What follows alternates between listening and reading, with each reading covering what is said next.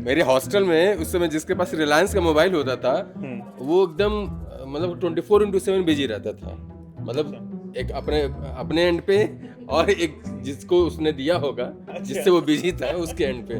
वो दुकान सुबह बंद करता था 4 बजे। लोग 4 बजे दुकान खोलते हैं, वो सुबह 4 बजे बंद करता था कि ठीक है मैंने पूरी रात खोली है। तो वो सुबह 4 बजे जाता था। अब मैं क्या है, जब लाइब्रेरी पढ़ने जाता तो पैदल जाता था, कोई व्हीकल मेरे पास था नहीं, पढ़ाई करता था। तो उस चाय वाले से मेरी ऐसी दोस्ती होगी, उसके पास साइकिल थी कि यार जब वो जाता था तभी मैं लाइब्रेरी से निकलता था, तो हम दोनों साथ में जाते थे। तो कभी एक बार वो चाय वाला वो साइकिल चलाता था, कभी मैं साइकिल चलाता था, तो बड़ा मजा आता था।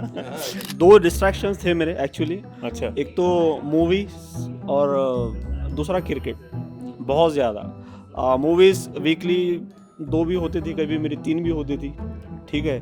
और क्रिकेट तो बस। अभी व्योमेश सर बहुत बात कर रहे थे डिस्ट्रैक्शन के बारे में, डिस्ट्रैक्शन से कैसे बच सकते हैं, बहुत लंबी लंबी कहानियां सुना रहे थे।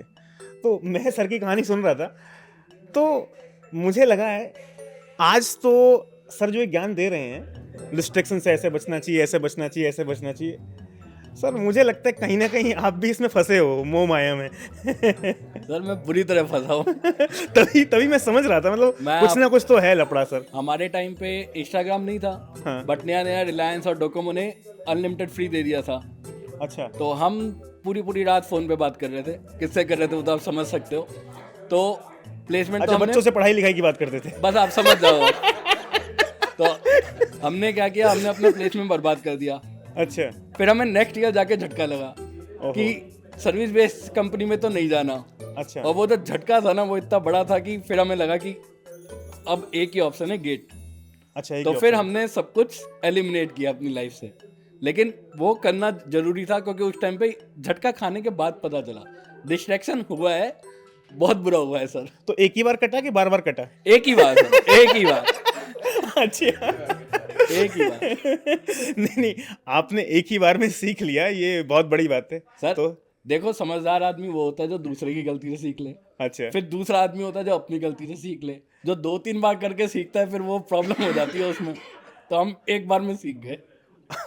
और जो सीख ही नहीं पा रहा हो उसका क्या कर सकते हैं सर? एक बार गलती होगी, 2 बार हो गई, 3 बार हो गई, गलती ही होती जा रही है उसको। उसका आपको मोबाइल लेके छुपाना ही पड़ेगा। नहीं, उसको लगता है कि नहीं पहला वाला गलत था, ये सही है। सर हमारे पहले वाली जनरेशन भी गलत थी, हमारे आगे वाली भी जनरेशन गलत है, हम ही सही हैं, ये दुनिया का सत्य है। हम यही मानते हैं और हर इंसान यही मानता है। आप देख लीजिए। बहुत बढ़िया। सर ये देख के मुझे ना एक छोटी सी जोक याद आ गया था। एक बंदा रोड पे जा रहा था, एक चिल्के के ऊपर पैर लगा के गिर गया था। अच्छा। नेक्स्ट डे फिर वही रोड पे जा रहा था, फिर उन्होंने आगे चिल्का देखा था और वो बोल रहा था, अरे यार आज फिर से मैं गिरने वाला हूँ।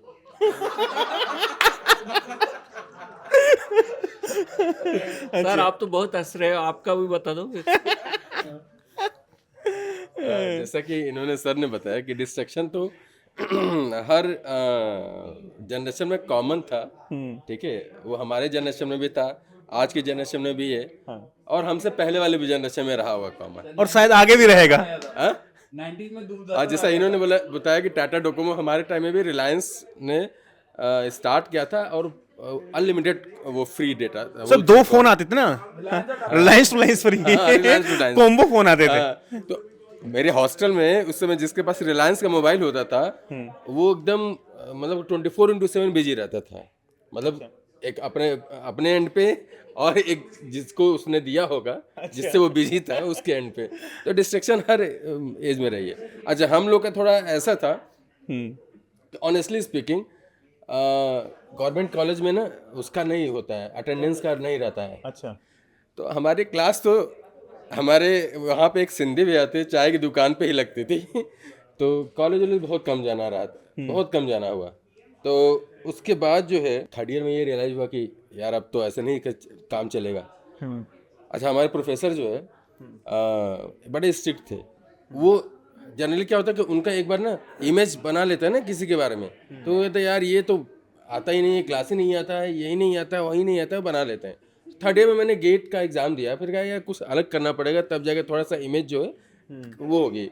सुधारनी पड़ेगी अपनी में से। थर्ड ईयर में मैंने गेट का एग्ज़ाम दिया, फिर फाइनली में दिया, दोनों टाइम बहुत अच्छे स्कोर से निकाला था।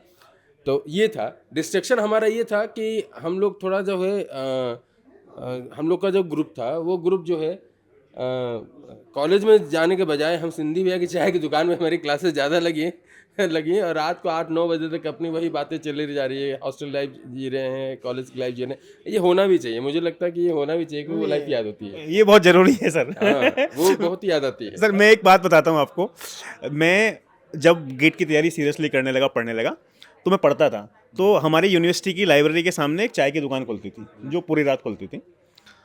तो वहाँ से क्या है, वो दुकान सुबह बंद करता था 4 बजे। लोग 4 बजे दुकान खोलते हैं, वो सुबह 4 बजे बंद करता था कि ठीक है मैंने पूरी रात खोली है।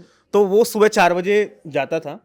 अब मैं क्या है, जब लाइब्रेरी पढ़ने जाता तो पैदल जाता था, कोई व्हीकल मेरे पास था नहीं, पढ़ाई करता था। तो उस चाय वाले से मेरी ऐसी दोस्ती हो गई, उसके पास साइकिल थी कि यार जब वो जाता था तभी मैं लाइब्रेरी से निकलता था, तो हम दोनों साथ में जाते थे। तो कभी एक बार वो चाय वाला वो साइकिल चलाता था, कभी मैं साइकिल चलाता था, तो बड़ा मजा आता था। तो आज भी उनके साथ मिलना जुलना होता रहता है, मैं जाता रहता हूँ कभी कोई बीच में, तो बड़ा मजा आता है। मैंने कहा यार इनके साथ लाइब्रेरी से आते थे।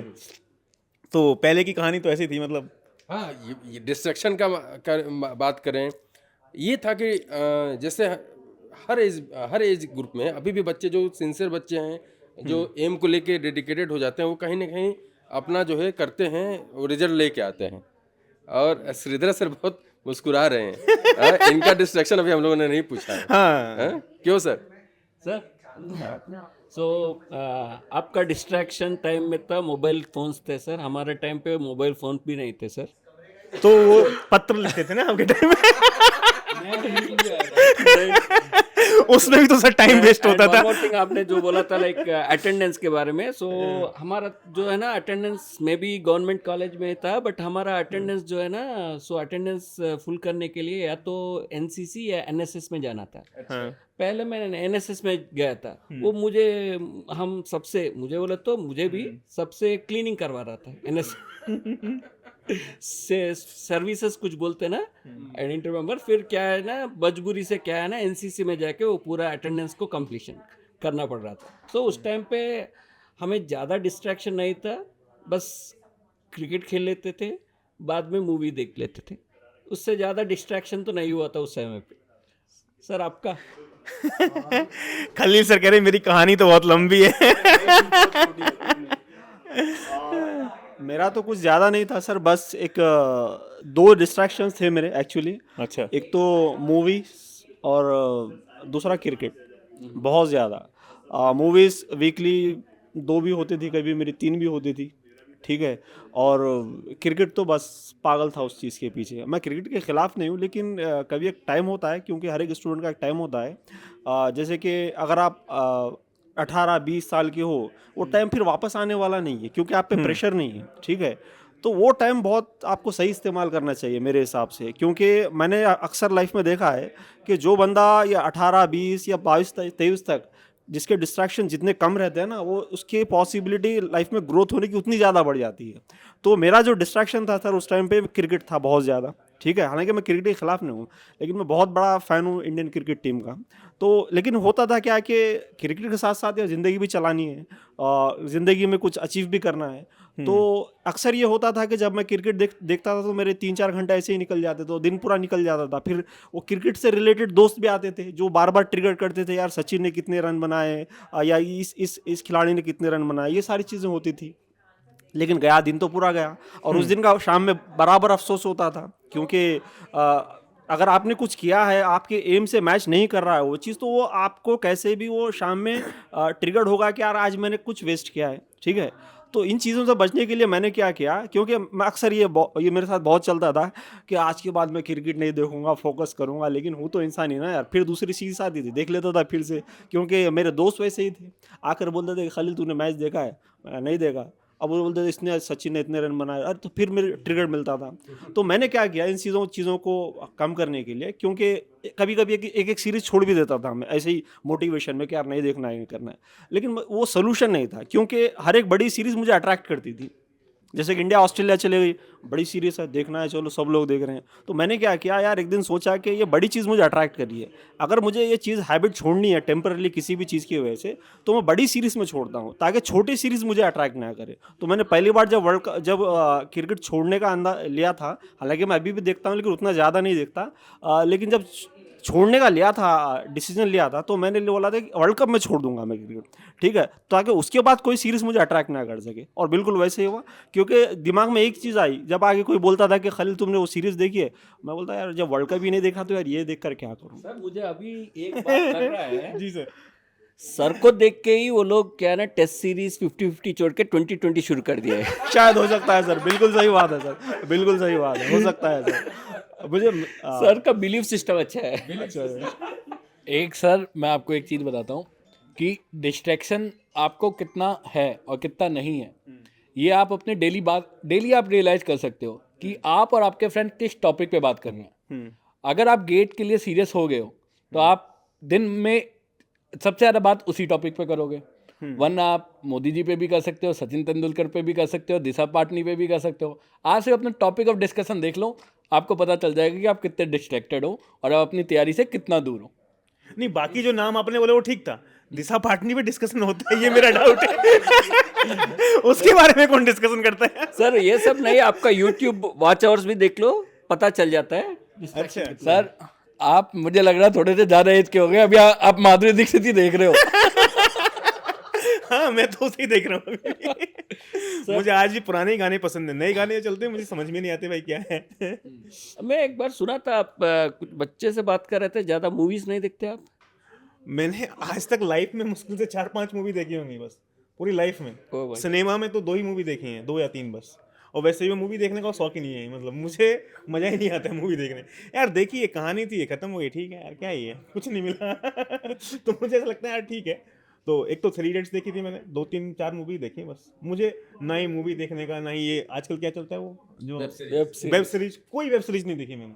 एक ये देखी थी वो कोटा फैक्ट्री वाली आई थी, तो वो बहुत पॉपुलर थी, तो वो थोड़ी देख ली थी। बाकी मुझे इन सब में मजा ही नहीं आता है, मतलब पता नहीं क्यों नहीं आता है। चलिए सर, डिस्ट्रैक्शन से ना थोड़ा प्रिपरेशन के ऊपर जाएंगे।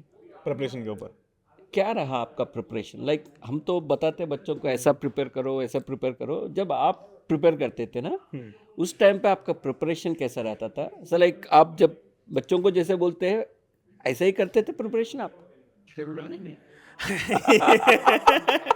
एक्चुअली बोलना बहुत आसान होता है, लेकिन करना बहुत मुश्किल होता है।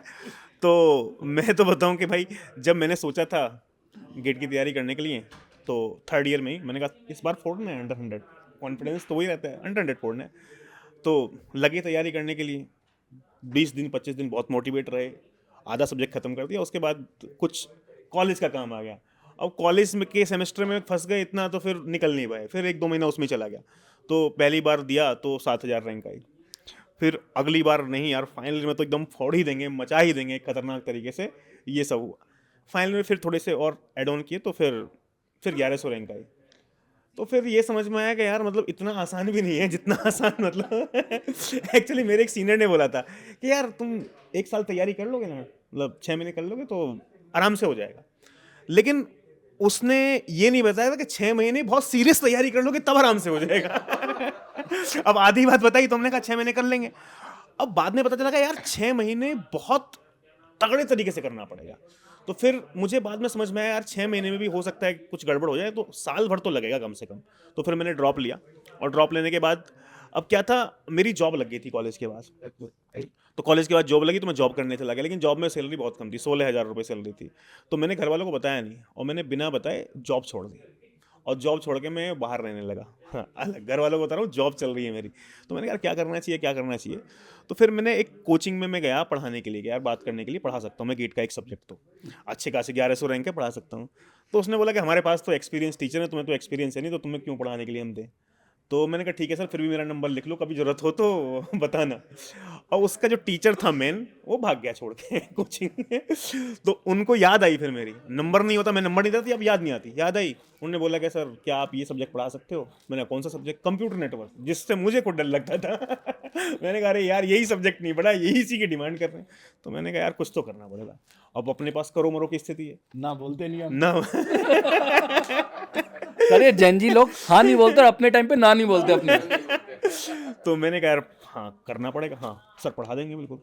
तो उन्होंने बोला ठीक है, आपकी कल जो है डेमो क्लास होगी एक, बच्चे फिर आपको फीडबैक देंगे। तो मैंने कहा सर कल तो नहीं, मैं बाहर हूँ। मैं बाहर था नहीं कहीं। मैंने कहा मैं बाहर हूँ तो मैं कल आऊँगा मेरठ, मुझे तो पढ़ना था यार। तो मैंने एक दिन पूरी रात पढ़ के नोट्स बनाए, फिर उनको 2-3 बार रट्टा मारा ढंग से, और फिर मैं क्लास में गया और वही बता दिया। उन्होंने फीडबैक लिया, फीडबैक बढ़िया आ गया, फीडबैक तो सही बन गया। हाँ डेली लेक्चर लेने हैं। अब मेरे दिमाग में टेंशन यार, डेली पढ़ाना है 2 घंटे। कंटेंट तैयार करना है, तो मैं कंटेंट तैयार करता था। अब कितनी बार ऐसा हो गया कि यार आज पढ़ नहीं पाएगा, मान लो दोस्त आ गया कोई, कहीं पार्टी वार्टी करने चले गए, तो अगले दिन में अब मैं क्लास कैसे लूँ? अब कंटेंट तैयार हो तो क्लास ली जाए, कंटेंट तैयार नहीं तो क्लास कैसे? तो मैं बहाना मारता था कोचिंग वाले को फ़ोन करके कि सर आज जो है मेरी तबीयत थोड़ी ख़राब है तो मैं आज क्लास नहीं ले पाऊँगा, ये बोल के फिर पढ़ता था। तो इस तरीके से मैंने सब्जेक्ट में तैयार की। फिर हुआ क्या, एक सब्जेक्ट में फीडबैक बहुत अच्छा, तो उन्होंने बोला कि ठीक है भाई क्या आप दूसरा सब्जेक्ट पढ़ा सकते हो?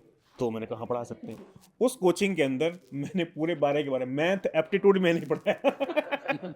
मैं पढ़ाता गया, पूरे 12 सब्जेक्ट पढ़ा दिए मैंने। उसके बाद मेरी रैंक आ गई 159। उस कोचिंग में 3 बच्चे, 28 ही बच्चे थे उस क्लास में, 3 बच्चे ऐसे थे जिनकी अंडर 500 में रैंक आई। अरे गजब सर। एंड इनिशियली जब आप सब्जेक्ट को प्रिपेयर करते थे ना, लाइक यू नो जो 3-4 घंटे का प्रिपरेशन का जो प्रिपरेशन होता है, क्लास में जाके आधा घंटे में खत्म हो जाता है। लाइक यू नो उसके बाद में पता चलता है अरे अभी 3 घंटे का प्रिपरेशन कम पड़ जाएगा, फिर 4 घंटे 5 घंटे प्रिपरेशन करके क्लास में गए तो तब 1 घंटे का क्लास मिलता। ये बहुत हुआ है। सर मेरी प्रिपरेशन भी इसी तरीके से स्टार्ट हुई। तो कॉलेज बीटेक में प्लेसमेंट हुई सत्यम में, सत्यम होगी कॉलेप्स उसी साल। तो फिर मैंने कॉलेज ज्वाइन किया पढ़ाने के लिए।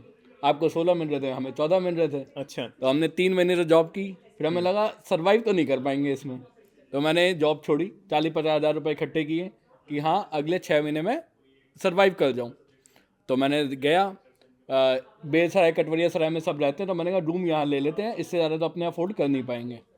तो वहाँ गया, जैसे 3 इडियट में चतुर था ना, वैसे एक लड़का हमारे बगल में रहता था। उसको देख के हमने पहले ही महीने हथियार डाल दिए। जब इसका 2 साल में नहीं हुआ तो हमारा कहाँ से होगा। तो 2 महीने तो हमने ऐसे निकाल दिए। फिर 2 महीने बाद हमें आसपास की दुनिया देखी, हमने कहा इसके अलावा हमारे पास ऑप्शन क्या है? तो ऑप्शन कुछ था नहीं। तो उसके बाद जो आपने वो 6 महीने वाली बात की ना, तो हमने 6 महीने पूरे अपने वो डेडिकेट कर दिए गेट के। वो 6 महीने हमने दिन रात सिर्फ और सिर्फ गेट किया। और then I have also realise one thing कि अगर आप कोई भी तैयारी कर रहे हो, आपका फिट रहना भी बहुत ज़रूरी है। कि मुझे ये लगा कि अगर मेरे को बार बार इन्फेक्शन होता है, एलर्जी होती है, तो मेरा एक दिन इन्फेक्शन हुआ तो मेरे 2-3 दिन खराब हुए।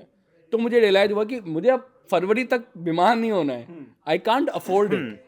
तो मैं ठंडे पानी से नहा रहा हूँ दिल्ली में, लेकिन बीमार ना हो इसकी पूरी तैयारी करता था मैं। और जो आपने कहा कंप्यूटर नेटवर्क छोड़ के गया था सर मैं पेपर में, क्योंकि लास्ट के 6 महीने में सारे सब्जेक्ट नहीं हो पाते, तब सर से कोचिंग ले लेना था। और एक इम्पॉर्टेंट पॉइंट पूछना था सर मुझे, जैसे आप बच्चे को बोलते हैं ना लाइक हाउ टू प्रिपेयर, ऐसे ही प्रिपेयर करते थे उस टाइम पे आप? सर मैं आपको बता रहा हूँ, मैंने 6 महीने अपने मैं उससे पहले अपनी फैमिली पे बहुत बात करता था फ़ोन पे, और जिन्होंने मेरा वो Reliance to Reliance combo pack था उनसे बहुत बात करता था। उस 6 महीने मैंने सबसे छोड़ दिया। मैंने कहा मेरे बिना दुनिया चल जाएगी सबकी। मुझे वो चीज़ उसी दिन रियलाइज़ हुई कि मेरे से बात करके किसी का कुछ फ़र्क नहीं पड़ रहा है लाइफ में, और उनसे बात करके मेरी लाइफ में फ़र्क पड़ रहा है कि मैं बहुत ज़्यादा सोच रहा हूँ। तो जब मैंने वो सारी बातें छोड़ी सर, मैं सीरियसली बताया, वो 6 महीने मैंने सिर्फ वो गेट को दिए हैं और किसी को नहीं दिए। बहुत बहुत सही सर तो सीरियस स्टूडेंट है फिर। सीरियस स्टूडेंट सर अभिषेक सर आप जैसे कि इसका आप रिलायंस टू लाइंस फ्री का फायदा उठा सकते थे। कैसे फायदा उठा सकते थे मैं आपको बताता हूँ। जैसे कि मान लो आपने पढ़ा आज सीएन का आईपी एड्रेसिंग पढ़ा, तो आप फोन पे उस आईपी एड्रेसिंग को भी तो पढ़ा सकते हो सामने वाले को। सर मैं कह रहा हूँ, लेकिन मैंने आपको क्या बोला, टॉपिक ऑफ डिस्कशन में डिसाइड हो जाता है, लेकिन सामने से क्वेश्चन आ रहा है वाई। तुम मुझे क्यों पसंद करते हो? आपको सिर्फ एक ही सवाल का जवाब दिन रात देना है। नहीं तो इस सवाल का जवाब नेटवर्किंग का क्वेश्चन का जवाब ही नहीं पूछा, उनका एक ही क्वेश्चन है। आप ये बोल सकते हैं, देखो आप यदि सच में मुझे कुछ प्यार करते हो तो ये मेरी बात सुनो। सर इसमें और एक बात है, सामने वाला भी गेट प्रिपेयर करना है ना। सामने वाला नहीं कर रहा। तो फिर ऐसा ही होना चाहिए ना, ऑब्जेक्टिव सेम होना चाहिए। सर आपका बताओ, आपका प्रिपरेशन कैसा रहा था? जैसे आपको, अब मेरा मेन क्वेश्चन जो है ना, हम जो बच्चों को बोलते हैं ना, ऐसे आप प्रिपेयर करते थे या दूसरा मेथड है आपका? बहुत हद तक तो ऐसे ही था, क्योंकि मेरे सर, अगर मैं अपने फैमिली बैकग्राउंड की बात करूं तो मेरे जो बड़े पापा हैं उनके दो बच्चे, दोनों के दोनों भैया लोग आईएएस हैं। तो जब मैं 10th में था तभी से ये हो गया कि इंजीनियरिंग सर्विसेज में वो करना है। एंड सर जैसे सबके यहाँ बोला जाता है शर्मा जी के बेटे ने ये किया, आपके यहाँ तो घर पे ही बोल दिया जाता होगा। घर पे ही था, मतलब मेरे फैमिली बैकग्राउंड में ही ब्यूरोक्रेसी में और सब जगह है। मेरे फादर खुद ही डिप्टी सीएमओ रहे हैं, रिटायर हुए। तो ये तो था कि करना है। अब मैं 6th क्लास में था तो मेरे बाबा कहते थे कि आपको आईआईटी में जाना है, आईआईटी में जाना है। मुझे बोर्डिंग में भेज दिया गया 9th क्लास से ही।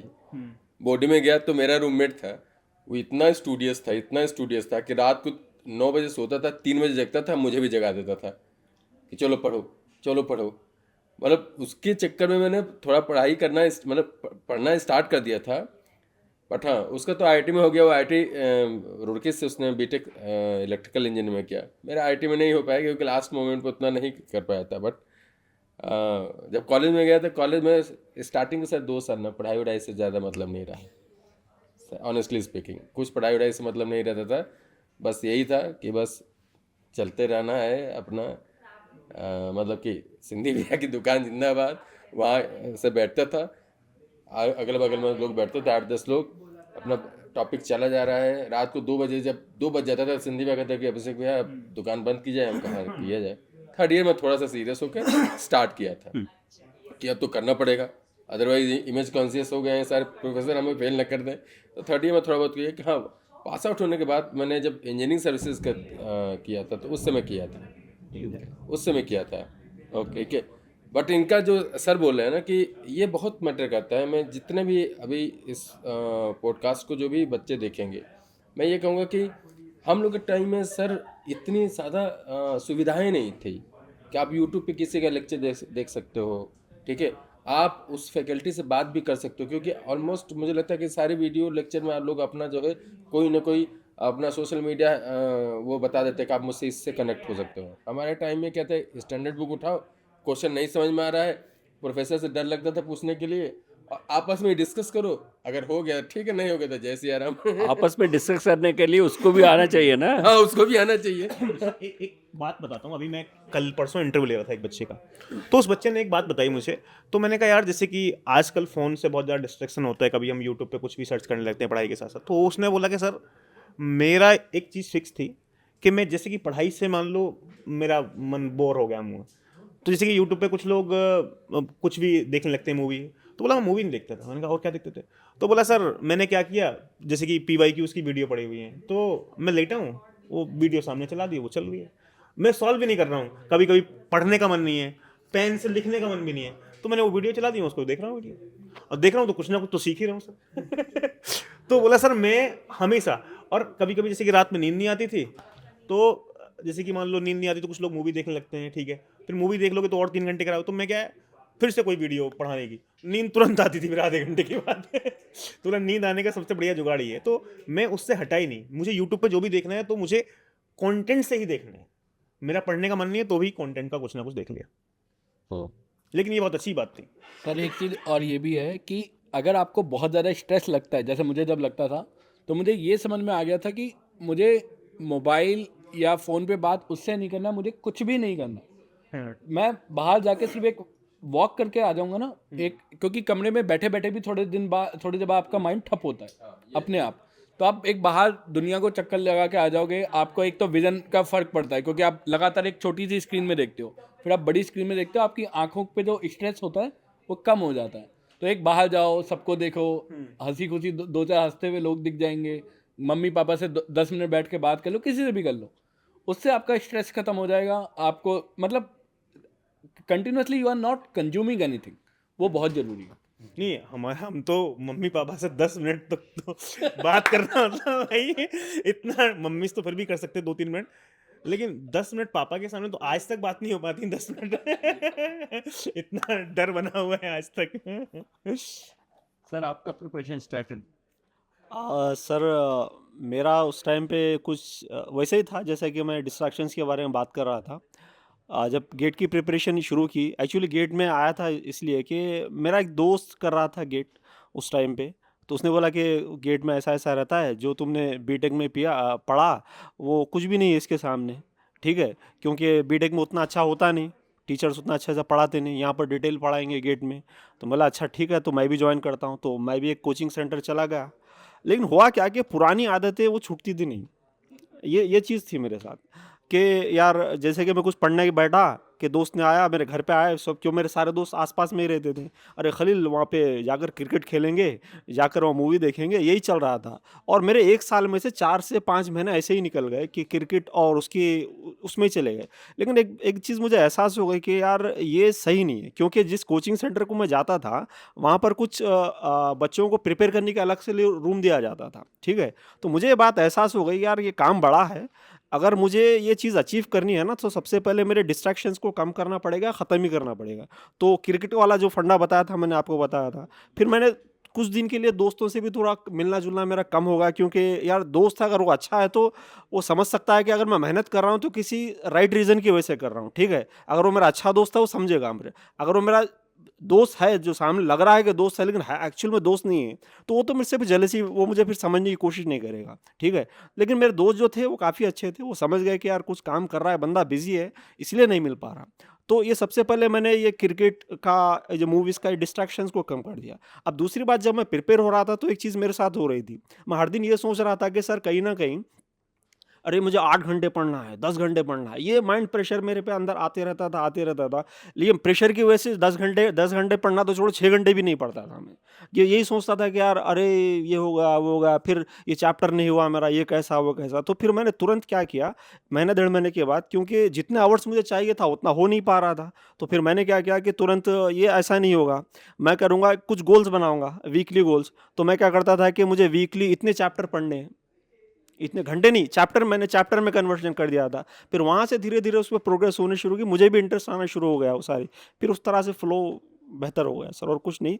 बस मुझे एंड ऑफ द डे यही लगा कि यार यहाँ पर आज के टाइम पे भले ही आप एवरेज हो बिलो एवरेज हो, डजेंट मैटर, ठीक है, क्योंकि ये डिपेंड करता है कि अगर आप एवरेज भी हो तो उसकी रीज़न है, अगर आप बिलो एवरेज भी हो तो उसकी रीज़न है, अगर आप एक्सीलेंट भी हो तो उसकी एक रीज़न है। रीज़न क्या है कि सर आपके डिस्ट्रैक्शंस, आपका एनवायरनमेंट, अगर आप एक बड़ी चीज़ कर रहे हो तो वो बड़ी चीज़ का एनवायरनमेंट बहुत ज़रूरी है। अगर उसी से वो चीज़ आती है। अगर मैं आपको ये बोल दूं कि आपको मैं बहुत सारी इंटरटेनमेंट की चीज़ दे दूं और आप गेट की प्रिपरेशन कर लो, तो आपके लिए मुश्किल हो जाएगा, भले आप कितने भी इंटेलिजेंट हो। लेकिन अगर वही एक एवरेज बच्चे को या बिलो एवरेज बच्चे को ये बोल दूं कि भैया मैं तेरी हर डिस्ट्रैक्शन में हटाने में हेल्प करूँगा, तो बस कॉन्सेंट्रेट कर, तो फिर उसके लिए मंजिल थोड़ी आसान हो जाएगी। तो ओवरऑल बोलने की बात ये है कि सर नहीं हो सकता, अपने आप में ये बोलने से बेहतर ये है कि क्यों नहीं हो सकता और क्या मेरे डिस्ट्रैक्शन से, अगर इंसान अपने आप से ये सवाल कर लेना सर, तो ज़िंदगी आसान हो जाती है, गेट बहुत छोटा एग्जाम हो जाएगा फिर आपके लिए, आपकी सोच के हिसाब से। बिल्कुल सर, डिस्ट्रैक्शन की बात चल रही है, लेकिन सर आज की डेट में मैं एक मतलब बात बताना चाहता हूँ कि जो बच्चा, जब हमने पढ़ाई की थी तब डिस्ट्रैक्शन के बहुत कम रिसोर्सेज थे। बिल्कुल भाई, मोबाइल तो हमारे पास था नहीं, मल्टीमीडिया, हम तो पास आउट हो गए कॉलेज से, उसके बाद हमारे पास फ़ोन आया, तो उसमें फ़ोन का था नहीं। पढ़ने के लिए हम क्या यूज़ करते थे, सबसे ज़्यादा डिस्ट्रैक्शन तो फ़ोन ही है ना आज की डेट में, इंस्टाग्राम, फेसबुक, ये सब।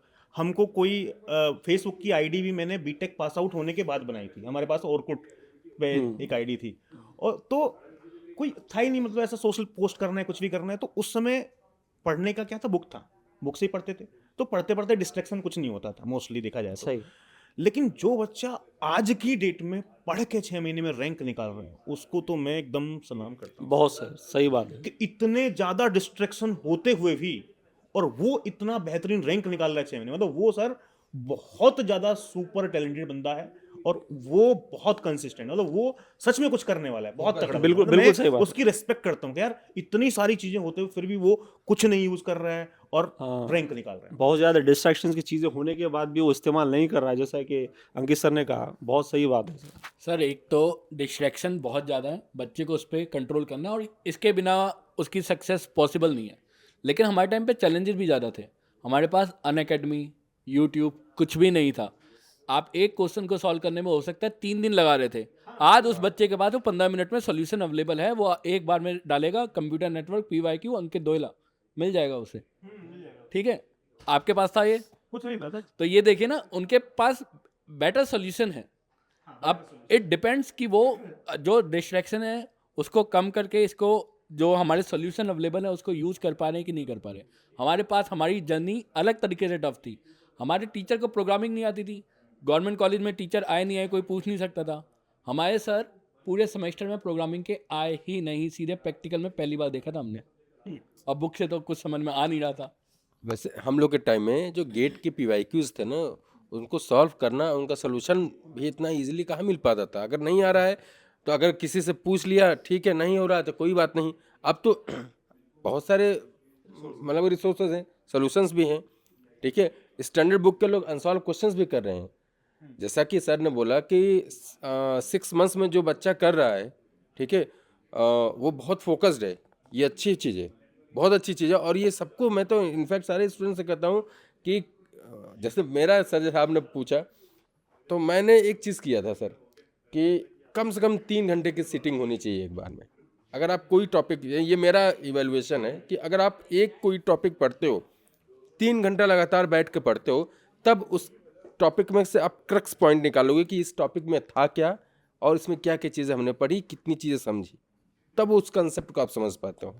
अब आप आधे घंटे बाद आप मोबाइल देख रहे हो, व्हाट्सएप चेक कर रहे हो, इंस्टाग्राम का रील्स देख रहे हो, वो आधा घंटा पढ़ा, आपने 1.5 घंटा रील्स देख ली, ओवरऑल तो बराबर हो गया। ये सारी चीज़ें। अच्छा, मेरा एक क्वेश्चन और है सर। जैसे हमने एक मूवी देखी थी 12th फेल। 12th फेल में एक गाना भी था, एक वर्ड भी था, रीस्टार्ट।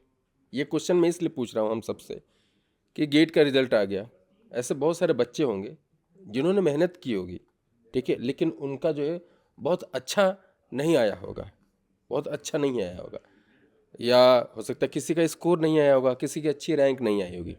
तो उनके लिए क्या है, उनके लिए हम क्या कुछ प्लान कर रहे हैं, या हम इस प्लेटफॉर्म पे हैं तो क्या प्लान कर रहे हैं कि क्या रीस्टार्ट में वो क्या कर सकते हैं, कैसे कर सकते हैं, कितना अपने आप को कूल काम कंपोज करके फिर से स्टार्ट जर्नी करें, ताकि जो है नेक्स्ट अटेम्प्ट में जब वो दें तो उनका भी, जैसे मैं कहता हूँ कि बच्चों से कि होने या ना होने में बहुत कम का फासला होता है, बहुत कम का फासला होता है। जैसे डॉक्टर APJ अब्दुल कलाम ने बोला है कि फेल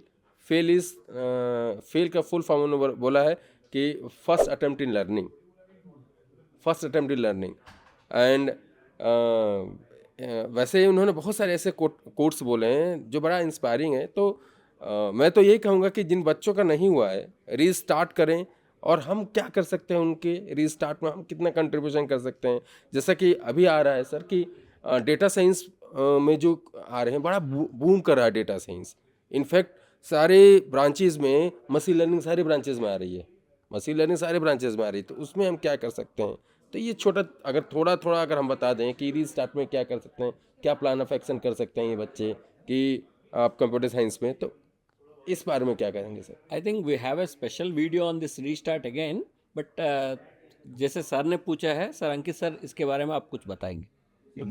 हाँ, देखो मेरा मानना यही है, यदि यार नहीं हुआ तो ऐसा नहीं है कि होगा नहीं। मैंने कोई बच्चा सर ऐसा नहीं देखा, स्पेशली गेट के लिए तो मैं गारंटी दे सकता हूँ। बाकी एग्जाम तो ऐसे हैं, जैसे कि UPSC तो बिल्कुल अनप्रिडिक्टेबल है, लोग 7-7 8-8 अटेम्प्ट मार के भी घर बैठ जाते हैं, नहीं होता। लेकिन गेट में मैंने कोई ऐसा बच्चा नहीं देखा कि जिसने बोला हो कि मुझे मैंने 3 अटेम्प्ट दिए या 4 अटेम्प्ट दिए और मेरा हुआ नहीं। मैं ऐसे बच्चे को आज तक नहीं ढूंढ पाया कि उसने मेहनत की हो, उसने पढ़ा हो। मतलब कोई भी बच्चा हो एक एवरेज, वो पूरा सिलेबस कंप्लीट कर ले, ठीक है, वो PYQ सॉल्व कर ले, रिवीजन कर ले, मॉक टेस्ट लगा ले, तो ऐसा हो ही नहीं सकता है कि उसकी रैंक ना आए। उसने ये काम कहीं ना कहीं उसकी रैंक नहीं आई तो ये किया नहीं कंप्लीट। जिस दिन वो ये काम कंप्लीट कर लेगा उस दिन उसकी रैंक आ जाएगी। तो जिन भी बच्चों का नहीं हुआ है उनकी कहीं ना कहीं कमी रही है। वो किसी भी एग्जाम को निकालने के लिए जो होना जरूरी है, बेसिक है, सिलेबस होना चाहिए पूरा, पीवाईक्यू सॉल्व करो, मॉक टेस्ट आप लगाओ, रिवीजन करो। अब वही पूरा नहीं हुआ तो आप कैसे रैंक की एक्सपेक्ट कर सकते हो? तो जिन बच्चों का नहीं हुआ तो उनको अपनी लर्निंग पे फोकस करना चाहिए। जिस दिन आपका ये सिलेबस सब कुछ कंप्लीट हो गया उस दिन आपकी भी रैंक आ जाएगी। और जिनकी रैंक आई है उन्होंने भी ये सारे प्रोसीजर को फॉलो किया है, तभी उनकी रैंक आई। सर इस पर एक बात मैं कहना चाहता हूँ। कुछ बच्चे ऐसा भी कहते हैं कि सर मैं 10-10 घंटे पढ़ता हूँ लेकिन मेरा ठीक से रिजल्ट नहीं आता। ठीक है, मैं उन बच्चों को यही बोलना चाहता हूँ कि भैया 10 घंटे तो आप पढ़ रहे हो, लेकिन उस 10 घंटे में कितना आप डिस्ट्रैक्टेड हो ये भी आपको कैलकुलेटेड करना चाहिए, कैलकुलेशन होना चाहिए। क्योंकि एक बच्चा 4 घंटे फोकस से पढ़कर ज़बरदस्त रैंक ला रहा है और एक बच्चा 10 घंटे पढ़कर भी नहीं ला रहा है, तो उसमें कहीं ना कहीं सर उसकी डिस्ट्रैक्शंस है। जैसे कि अगर मैं बुक खोल कर बैठा हूँ, किसी ने मुझे व्हाट्सएप पे नोटिफिकेशन भेजा, ठीक है, और मैं अच्छा पढ़ रहा था, फ्लो में था, क्योंकि पढ़ने का जैसा कि अभिषेक सर ने अभी कुछ कहा कि 3 घंटे बैठने पर वो क्रक्स मिलता है उसका कंटेंट का।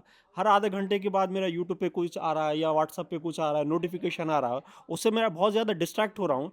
तो कहीं ना कहीं वो फ्लो जो बनने वाला था, वो फ्लो को मैं बार बार तोड़ रहा हूँ, बार बार मैं रीस्टार्ट कर रहा हूँ उस टॉपिक को। तो इसमें आपके 10 घंटे जाते हैं। अगर आप 10 घंटे पढ़ रहे हो और रैंक नहीं आ रही, तो कहीं ना कहीं सर आपको अपने प्रिपरेशन पे डिस्ट्रैक्शंस कहाँ कहाँ है उस चीज़ को बंद करना चाहिए मेरे हिसाब से। बिल्कुल बिल्कुल सर। Effectiveness चाहिए स्टूडेंट। रीस्टार्ट में मैं आपको कुछ चैलेंजेस बताता हूँ जो मैंने देखे हैं बच्चों में। वो जब वापस पढ़ता है तो उसको लगता है ये तो मुझे आता है, फिर वो उसको ध्यान से नहीं पढ़ता है। ये एक बहुत बड़ा चैलेंज है रीस्टार्ट का, कि अगर उसने सपोज किसी का वीडियो देख रहा है और वो देखते देखते वो स्किप करता जा रहा है, ये तो मुझे आता है आता है आता है, तो प्रॉब्लम क्या है कि जो उसको आता है वहीं पे तो उसकी थोड़ी सी गलतियाँ हो रही है ना, तो उसको वो चीज़ वापस से जीरो से स्टार्ट करना पड़ेगा। ये उसको मान के चलना पड़ेगा। अगर वो सोच रहा है मेरे को 70% आता है और 30% मुझे कवर करना है, तो बहुत मुश्किल होने वाला है। ही हैज़ टू फील कि मुझे जीरो से ही स्टार्ट करना है। रीस्टार्ट मतलब जीरो से। इसका मतलब ये नहीं है कि 50% रेस हो चुकी है आगे, क्योंकि फिर वो वीडियो स्किप करना शुरू कर देगा। ये बहुत ज़रूरी है। दूसरी चीज़, आप कितनी जल्दी सेटिस्फाइड हो जाते हो। कोई बच्चा कम स्कोर करके या कम उसमें जल्दी सेटिस्फाइड हो जाता है। उसने आज तो 3 घंटे पढ़ लिया, टॉपिक तुम्हारा एक कवर नहीं हुआ और तुम सेटिस्फाइड हो गए। तो आपका सेटिस्फेक्शन लेवल आपके रिजल्ट पे डिपेंड होना चाहिए कि आपने टॉपिक पढ़ा, उसके क्वेश्चन लगाए, नहीं हुए तो you must not be satisfied. Question हो गए तो ठीक है, आपको अचीवमेंट फील होनी चाहिए, आप थोड़ी देर रिलैक्स करो, फिर नेक्स्ट टॉपिक स्टार्ट करो। बट ये 2 चीज़ें मुझे लगता है बहुत इंपॉर्टेंट है। So I can say like unlearning is very important. Learning is unlearning. Okay, और जो आप पढ़ते हो effectiveness होना चाहिए। 10 घंटे बोल दिए, 10 घंटे बुक के सामने बैठ गए तो नहीं होता है। वो 10 घंटे इफेक्टिव 10 घंटे होना चाहिए। एटलीस्ट जैसे अभिषेक सर बोले थे 3 घंटे तो सही इफेक्टिवनेस होना चाहिए, नहीं तो इट्स ऑफ नो यूज। बिल्कुल sir. Sir final remarks. Sir final मेरा यही है कि यार आवर्स काउंट मत करो जब आप पढ़ रहे हो ना, तो अब आप ये देखो कि यार मुझे ये टारगेट सेट करो। आवर्स से बेटर ये है कि यार ये चैप्टर का इतना टॉपिक मैं कवर कर लूँगा तभी उठूँगा, या फिर मेरा टारगेट ये है डेली का वीडियोस का टारगेट सेट कर लो। यार इतना कंटेंट मुझे पढ़ना है। आप प्लानिंग बना लो, 12 सब्जेक्ट आपको कंप्लीट करने हैं, कितने आवर्स में आपको कंप्लीट करनी है उस हिसाब से प्लानिंग कर लो। ठीक है, ये करोगे यार मुझे आज इतना टॉपिक कवर करना है, उसमें 2 वीडियो हो तो 2 वीडियो देख लो, 3 वीडियो हो 3 वीडियो देख लो। तो उस तरीके से चलो, आवर्स के काउंट मत करो, सिलेबस। क्योंकि आप यदि आवर्स काउंट करते कि 10 घंटे में डेली पढ़ रहा हूँ, पूरे साल पढ़ते के लेकिन 5 ही सब्जेक्ट पढ़े, तो भी तो 10 घंटे का कोई मतलब ही नहीं है उसका। आपको उस टाइम में 1 साल के अंदर पूरा सिलेबस कंप्लीट करना है। उस सिलेबस को कंप्लीट करने के लिए आपको कितने घंटे जरूरी है उसको पूरा कैलकुलेट करके तब मेहनत कीजिए। ठीक है, और ये ध्यान रखिए कि यार सिलेबस ही कंप्लीट नहीं करना है, रिवीजन भी करना है, पीवाईक्यू भी लगाने, मॉक भी लगाने। तो इन सब का ध्यान करके आप अपना प्लानिंग बनाइए। अब देखो कभी कभी बच्चे प्लानिंग नहीं बना पाते हैं अपनी, तो यदि प्लानिंग आप नहीं बना पाते हो तो यार हम एजुकेटर किस लिए हैं? हम बच्चों की प्लानिंग बनाने के लिए। तो किसी भी बच्चे को यदि कोई डाउट होता है कि सर मैं अपनी प्रिपरेशन स्ट्रेटेजी खुद से नहीं बना पा रहा हूँ, आप मेरी हेल्प कर दी, तो आप हमको सबको किसी को भी टेलीग्राम पे कनेक्ट कर सकते हो। टेलीग्राम पे कनेक्ट करोगे तो हम वहाँ से आपको खुद एक आइडिया देंगे, खुद आपके लिए एक प्लानिंग बना के देंगे कि इस तरीके से आप चीज़ों को फॉलो करके आगे बढ़ सकते हो और गेट 2026 में टॉप रैंक लेके आ सकते हो। इससे पहले भी बहुत सारे बच्चों को हमने गाइड किया जिन्होंने रैंक निकाली है। तो इस बार भी यदि बच्चे चाहते हैं कि हमसे पर्सनल गाइडेंस लेना, तो बिल्कुल मैसेज कीजिए टेलीग्राम पे, किसी भी फैकल्टी को मैसेज कीजिए, तो हम सारी फैकल्टी आपके सपोर्ट के लिए हैं। So thank you so much यार ये सब देखने के लिए। देखने के लिए या झेलने के लिए? नहीं वैसे सर ने बोला था डिस्ट्रैक्शन ना, डिस्ट्रैक्शन हुआ, लेकिन जब हम सेटल हो गए तब डिस्ट्रैक्शन हुआ। सही। तो अब इस एज में आपको डिस्ट्रैक्शन हो रहा है क्या? सेटल होने के बाद? सेटल होने के बाद ना, जिससे अगर हम डिस्ट्रैक्ट हुए तो फिर मतलब उनके साथ कंटिन्यू किए। ये अच्छा है। मतलब मोटिवेशन आपके लाइफ में कभी भी आप स्टूडेंट लाइफ में आपको मिल सकता है मोटिवेशन। मैं ये नहीं कहूँगा डिस्ट्रैक्शन, या आप किसी अपने दोस्त से बात कर रहे हो, ठीक है, या कोई भी है उससे बात करो, तो वो मोटिवेशन भी एक बहुत स्ट्रांग बन सकता है। वो आपके लिए सक्सेस के लिए बहुत बड़ा एक वो भी बन सकता है, डिपेंड करता हाँ, है। कनिष्क कटारिया यूपीएससी में यार सेकंड थी ना, उसकी फर्स्ट रैंक थी। उसने बोला कि मेरी गर्लफ्रेंड ने मुझे बहुत सपोर्ट किया। मतलब वो पहला एक बंदा था जिसने इंटरव्यू में बोला है खुल के कि मेरी सक्सेस में सबसे ज़्यादा बड़ा योगदान मेरी गर्लफ्रेंड का है। वो मुझे बहुत मोटिवेट करती थी पढ़ने के लिए। तो ऐसे मोटिवेशन से भी देखिए, मोटिवेशन का सोर्स कोई भी हो सकता है। आपके पेरेंट्स हो सकते हैं, आपका दोस्त हो सकता है, आपके गर्लफ्रेंड हो सकते हैं, कोई भी हो सकता है। बिना मेहनत करे तो यार कुछ मिला नहीं है आज तक किसी को भी। तो मेहनत करो। और देखो एक चीज़ मैं बताता हूँ, यदि लाइफ में 2-3-4 साल कोई भी मेहनत कर ले तो फिर उसके बाद चीज़ें सेटल हो जाती हैं, ठीक है।